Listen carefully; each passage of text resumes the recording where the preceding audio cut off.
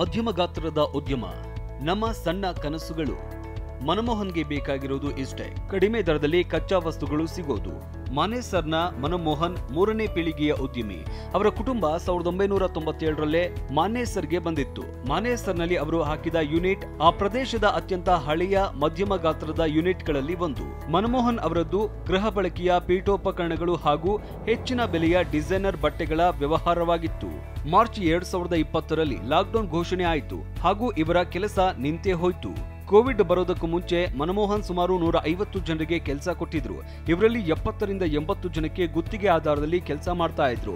ಆದ್ರೆ ಯಾವಾಗ ಕೆಲಸ ಪೂರ್ತಿ ನಿಂತು ಹೋಯ್ತೋ ಕೆಲಸಗಾರರ ಸಂಖ್ಯೆ 80ಕ್ಕೆ ಇಳಿದು ಬಿಡ್ತು. ಹೊರಗುತ್ತಿಗೆ ನಿಂತೇ ಹೋಯ್ತು. ಅವರ ಗೃಹ ಬಳಕೆ ಪೀಠೋಪಕರಣಗಳು ಯುರೋಪ್ ಹಾಗೂ ಅಮೆರಿಕಾಗೆ ಹೋಗ್ತಾ ಇದ್ವು. ಪ್ರಪಂಚದ ಎಲ್ಲೆಡೆ ಲಾಕ್ಡೌನ್ ಆಗಿದ್ರಿಂದ ರಫ್ತು ಕೂಡ ನಿಂತೇ ಹೋಯ್ತು. ಪರಿಸ್ಥಿತಿ ಸ್ವಲ್ಪ ಸುಧಾರಿಸಿದ ಮೇಲೆ ಮನಮೋಹನ್ ಅವರ ಕೆಲಸ ಕೂಡ ದಾರಿಗೆ ಬರೋದಕ್ಕೆ ಪ್ರಾರಂಭ ಆಯಿತು.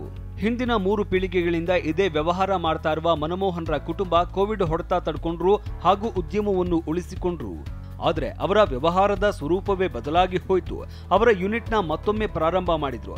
ಆದ್ರೆ ಅವರಿಗೆ ಲಾಕ್ಡೌನ್ಗೆ ಮೊದಲು ಕೆಲಸ ಕೊಟ್ಟಷ್ಟು ಜನರಿಗೆ ಕೆಲಸ ಕೊಡೋದಕ್ಕೆ ಸಾಧ್ಯ ಆಗ್ಲಿಲ್ಲ.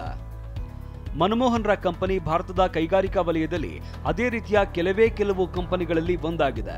ಸರ್ಕಾರದ ಇತ್ತೀಚಿನ ತ್ರೈಮಾಸಿಕ ಉದ್ಯೋಗ ಸಮೀಕ್ಷೆ ಏನ್ ಹೇಳುತ್ತೆ ಅಂದ್ರೆ ಭಾರತದ ಸುಮಾರು 92% ಕಂಪನಿಗಳಲ್ಲಿ 100ಕ್ಕಿಂತ ಕಡಿಮೆ ಉದ್ಯೋಗಿಗಳು ಕೆಲಸ ಮಾಡ್ತಾರೆ.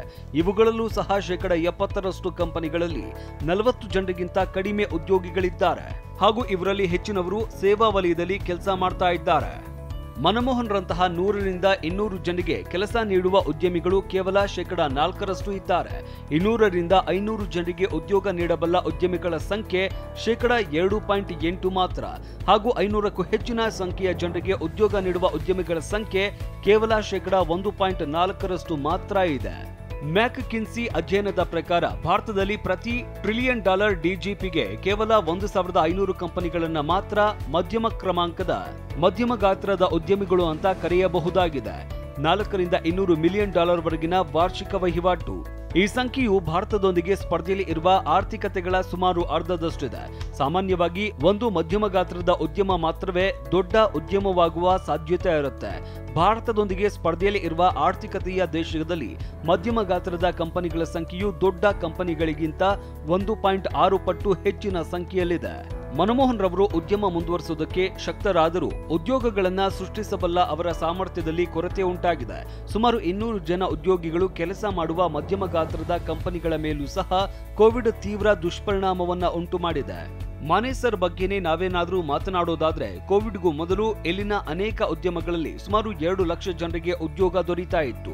ಪರಿಸ್ಥಿತಿ ಉತ್ತಮಗೊಂಡರೂ ಸದ್ಯ ಇಲ್ಲಿ ಉದ್ಯೋಗ ಮಾಡ್ತಾ ಇರುವವರ ಸಂಖ್ಯೆ 1.75 ಲಕ್ಷದಿಂದ 1.5 ಲಕ್ಷವಾಗಿದೆ. ಕೋವಿಡ್ ಏನಾದ್ರೂ ಬರದೇ ಇದ್ದಿದ್ರೆ ಇವತ್ತು ಇಲ್ಲಿ 3 ಲಕ್ಷಕ್ಕೂ ಹೆಚ್ಚಿನ ಸಂಖ್ಯೆಯ ಜನರಿಗೆ ಉದ್ಯೋಗ ಸಿಗ್ತಾ ಇತ್ತು ಅಂತ ಮನಮೋಹನ್ ಹೇಳ್ತಾರೆ. ಬಜೆಟ್ನಿಂದ ಸಿಕ್ಕಿದ್ದೇನು? ಸದ್ಯದ ಸಮಯ ಸವಾಲಿನಿಂದ ಕೂಡಿದೆ ಎನ್ನುತ್ತಾರೆ ಮನಮೋಹನ್. ಸಣ್ಣ ಘಟಕಗಳಿಗೆ ಅಸ್ತಿತ್ವ ಉಳಿಸಿಕೊಳ್ಳುವುದೇ ಒಂದು ಸಮಸ್ಯೆಯಾದರೆ ಮಧ್ಯಮ ಗಾತ್ರದ ಕಂಪನಿಗಳು ಬೇರೆಯದ್ದೇ ರೀತಿಯ ಸಮಸ್ಯೆಯನ್ನ ಎದುರಿಸ್ತಾ ಇವೆ. ಅವುಗಳ ಮುಂದೆ ಮುಂದುವರಿಯುವ ಹಾಗೂ ವಿಸ್ತರಣೆಗೊಳ್ಳುವ ಆಯ್ಕೆಗಳಿವೆ. ಆದರೆ ಕೋವಿಡ್ನ ಹೊಡೆತದಿಂದಾಗಿ ದೊಡ್ಡ ಮಟ್ಟದ ಮಾರುಕಟ್ಟೆಯನ್ನೇ ಅವು ಕಳೆದುಕೊಂಡಿವೆ. ಇಂತಹ ಕಂಪನಿಗಳು ಎದುರಿಸ್ತಾ ಇರುವ ಅವಳಿ ಸವಾಲುಗಳೆಂದರೆ ಸ್ಥಳೀಯ ದೊಡ್ಡ ಕಂಪನಿಗಳು ವೇಗವಾಗಿ ಮಾರುಕಟ್ಟೆಯಲ್ಲಿ ಆಕ್ರಮಿಸಿಕೊಳ್ತಾ ಇದ್ರೆ ಆಮದು ಮಾಡಿಕೊಳ್ಳುವುದು ಬಹಳ ಅಗ್ಗವಾಗಿರುವುದರಿಂದ ಹಂಚಿಕೆದಾರರು ಸರಕನ್ನ ನೇರವಾಗಿ ಹೊರದೇಶಗಳಿಂದ ಆಮದು ಮಾಡಿಕೊಳ್ತಾ ಇದ್ದಾರೆ. ಕಳೆದ ಸಾರಿಯ ಬಜೆಟ್ ಅಗ್ಗದ ದರದಲ್ಲಿ ಸಾಲಗಳನ್ನು ನೀಡುವ ಮೂಲಕ ಸಣ್ಣ ಘಟಕಗಳಿಗೆ ಹಾಗೂ ತೆರಿಗೆಯಲ್ಲಿ ವಿನಾಯಿತಿಯನ್ನು ನೀಡುವ ಮೂಲಕ ದೊಡ್ಡ ಉದ್ಯಮಗಳಿಗೆ ಸಹಾಯ ನೀಡಿತ್ತು. ಗರಿಷ್ಠ ಮಟ್ಟದ ಉದ್ಯೋಗಗಳನ್ನು ನೀಡುವ ಮಧ್ಯಮ ಗಾತ್ರದ ಕಂಪನಿಗಳಿಗೆ ನೇರವಾದ ಯಾವ ಸಹಾಯವೂ ದೊರೆಯಲಿಲ್ಲ. ಅವುಗಳಿಗೆ ಸರ್ಕಾರದ ಸಹಾಯ ಏನಾದರೂ ಸಿಕ್ಕಿದ್ದಿದ್ರೆ ಇಷ್ಟೊಂದು ಸಮಸ್ಯೆಗಳನ್ನ ಅವು ಎದುರಿಸಬೇಕಾಗಿರಲಿಲ್ಲ. ಮನಮೋಹನ್ ಹೇಳ್ತಾರೆ, ಯುರೋಪ್ನಲ್ಲಿ ಅಲ್ಲಿನ ಸರ್ಕಾರಗಳು ಉದ್ಯೋಗಗಳನ್ನು ಉಳಿಸುವುದಕ್ಕೆ ಇಲ್ಲಿನ ಮಧ್ಯಮ ಗಾತ್ರದ ಕಂಪನಿಗಳಿಗೆ ಅನುದಾನವನ್ನ ಕೊಟ್ಟಿದ್ದವು. ಇದು ಭಾರತದಲ್ಲೂ ಆಗಬೇಕಾಗಿತ್ತು ಎಂದು. ವಿದೇಶದಿಂದ ಮರಳಿರುವ ಮನಮೋಹನ್ರ ಪುತ್ರನಿಗೆ ಸ್ವಯಂ ಚಾಲಿತ ಯಂತ್ರಗಳ ಕಡೆ ಒಲವಿದೆ. ಅದಕ್ಕೆ ಸಾಲನೂ ಸುಲಭವಾಗಿ ಸಿಗುತ್ತೆ. ಕೆಲಸಗಾರರು ಬೇಕಾಗಿಲ್ಲ, ಕನಸಷ್ಟೇ ಇರೋದು. ಮಧ್ಯಮ ಗಾತ್ರದ ಕಂಪನಿಗಳಿಗೆ ಅನುದಾನ ನೀಡದಿರುವ ಸರ್ಕಾರದ ನಿರ್ಧಾರದ ಬಗ್ಗೆ ಮನಮೋಹನ್ ಪ್ರಶ್ನಿಸ್ತಾರೆ.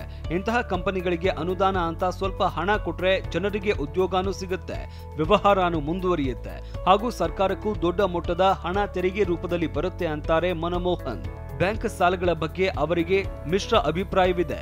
ಮನಮೋಹನ್ ಹೇಳ್ತಾರೆ, ಈಗ ಬ್ಯಾಂಕ್ಗಳಿಗೂ ಕೋವಿಡ್ನಿಂದಾಗಿ ವ್ಯವಹಾರಗಳು ಹೇಗೆ ಮುಂದುವರಿಯುತ್ತವೆ ಅಂತ ಹೇಳೋದು ಕಷ್ಟ ಆಗುತ್ತೆ. ನಿಮ್ಮ ಪರಿಸ್ಥಿತಿಯ ಬಗ್ಗೆ ಬ್ಯಾಂಕ್ಗಳೇನಾದ್ರೂ ಮೃದು ಧೋರಣೆ ತೆಳೆದಿದ್ದರೆ ನಿಮ್ಮ ಸಾಲದ ಮೇಲಿನ ಖರ್ಚು ಬಹಳಷ್ಟು ಜಾಸ್ತಿ ಆಗುತ್ತೆ ಅಂತಾರೆ ಮನಮೋಹನ್. ಮನಮೋಹನ್ ಮುಂದುವರಿದು ಹೇಳ್ತಾರೆ, ನಮ್ ಕೆಲ್ಸ ಏನೋ ನಡೀತಾ ಇದೆ, ಆದ್ರೆ ಮಧ್ಯಮ ಗಾತ್ರದ ಕಂಪನಿಗಳಿಗೆ ದಿವಾಳಿತನದ ಕಾನೂನಿನ ಸಹಾಯ ಸಿಗೋದಿಲ್ಲ. ಈ ಕಾನೂನು ಕೇವಲ ದೊಡ್ಡ ಕಂಪನಿಗಳ ಸಹಾಯಕ್ಕೆ ಮಾತ್ರ ಯಾಕಿದೆ ಅಂತ. ಕೋವಿಡ್ನಿಂದಾಗಿ ಮನಮೋಹನ್ ಅವರ ವ್ಯವಹಾರ ಅಂತೂ 5 ವರ್ಷ ಹಿಂದಕ್ಕೆ ಹೋಗ್ಬಿಟ್ಟಿದೆ. ದೊಡ್ಡ ಕಂಪನಿಗಳಿಗೆ ಈಗ ಹೆಚ್ಚಿನ ಬಲ ಬಂದಿದೆ. ಅವರಂತೂ ತಮ್ಮ ಮನಸ್ಸಿಗೆ ಬಂದಂತೆ ಕಚ್ಚಾ ವಸ್ತುಗಳ ಬೆಲೆ ಏರಿಸ್ತಾ ಇದ್ದಾರೆ ಹಾಗೂ ಇವರಿಂದಾಗಿ ಸಣ್ಣ ಉದ್ಯಮಿಗಳ ಬಂಡವಾಳವೇ ಬತ್ತಿ ಹೋಗಿದೆ. ಮಧ್ಯಮ ಗಾತ್ರದ ಕಂಪನಿಗಳಿಗೆ ಬರುವ ಖರ್ಚಿನ ಸಮಸ್ಯೆಯೇ ದೊಡ್ಡ ಸಮಸ್ಯೆಯಾಗಿದೆ. ಕೋವಿಡ್ ನಂತರ ಕಚ್ಚಾ ವಸ್ತುಗಳ ಬೆಲೆ ಬಹಳ ಹೆಚ್ಚಾಗಿರೋದ್ರಿಂದ ಅವರ ಯೋಜನೆಗಳು ವಿಫಲವಾಗ್ತಾ ಇವೆ. ಸರ್ಕಾರ ಏನಾದ್ರೂ ಮಾಡಿ ಕಚ್ಚಾ ವಸ್ತುಗಳು ಅಗ್ಗದ ದರದಲ್ಲಿ ಸಿಗೋ ಹಾಗೆ ಮಾಡಬೇಕು. ಯಾಕಂದ್ರೆ ಕಚ್ಚಾ ವಸ್ತುಗಳ ಬೆಲೆ 50% 100% ಜಾಸ್ತಿ ಆಗಿದೆ. ಈ ಏರಿಕೆ ಸಂಪೂರ್ಣವಾಗಿ ನ್ಯಾಯಯುತವಲ್ಲ.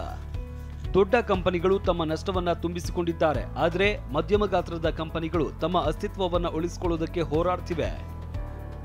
ಮನಮೋಹನ್ರ ಕನಸು ಇಷ್ಟೇ ಇರೋದು, ಅದೇನಂದ್ರೆ ಕಚ್ಚಾ ವಸ್ತುಗಳ ಬೆಲೆ ಅಗ್ಗ ಆಗ್ಬೇಕು ಮತ್ತು ತೆರಿಗೆಗಳಲ್ಲಿ ಸ್ವಲ್ಪ ವಿನಾಯಿತಿ ಸಿಗಬೇಕು ಅನ್ನೋದು. ಹಾಗಾದ್ರೆ ಅವರು ಜನರಿಗೆ ಉದ್ಯೋಗನೂ ಕೊಡಬಹುದು ಹಾಗೂ ತಮ್ಮ ಉತ್ಪಾದನೆಯನ್ನು ಹೆಚ್ಚು ಮಾಡಬಹುದು.